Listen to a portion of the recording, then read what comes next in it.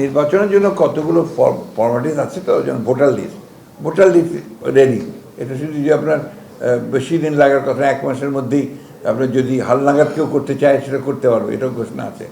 এরপরে আপনার হচ্ছে যে সব ফর্ম করা নির্বাচনের প্রিজাইডিং অফিসার, এটা করতে আপনার 1-2 মাসের বেশি সময় লাগার কথা না।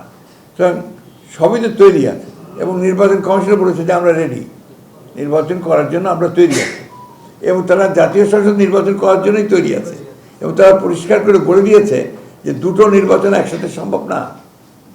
সুতরাং এটা আজকে জাতির স্বার্থে আমাদের মাঝে মাঝে আমি নিজে অবাক হই, আমরা অবাক হই আর কি, যে এরকম একটা ক্রিটিক্যাল মোমেন্টে জাতীয় সংসদ নির্বাচন ছাড়া অন্য নির্বাচন করার চিন্তাটা আসে কোত্থেকে? এটা গেল 1 নম্বর। 2 নম্বর, নির্বাচন পেছানোর চিন্তাটাই বা আসে কোত্থেকে? কারণ এটা তো আপনার একদম প্রথম ব্যাপার। আপনি দেশকে যদি একটা রেল লাইনের উপর ঠিক তুলতে চান, সংস্কার তো আছে, সংস্কার একটা চলমান প্রক্রিয়া। তো সেই ক্ষেত্রে এই নির্বাচন অনুষ্ঠানের জন্য মনে হয় যে আপনার বোধহয় এই মাসেই বোধহয় আপনার নির্বাচন সংস্কার সংক্রান্ত যে কমিটি, সেটার বোধহয় রিপোর্ট এসে যাবে। হ্যাঁ, কালকেই দেবে। সুতরাং আমার মনে হয় না যে এটা আমরা আরও বিলম্বিত করার প্রয়োজন আছে, কারণ যত বিলম্ব হচ্ছে ততই রাজনৈতিক এবং অর্থনৈতিক সংকট আরও বৃদ্ধি পাচ্ছে।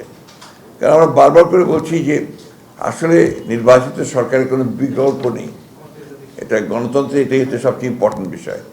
তো সেই ক্ষেত্রে আমরা মনে করি যে এই বছরই মাঝামাঝি সময়ে, অর্থাৎ আপনার জুলাই আগস্ট এর মধ্যেই নির্বাচন সম্ভব।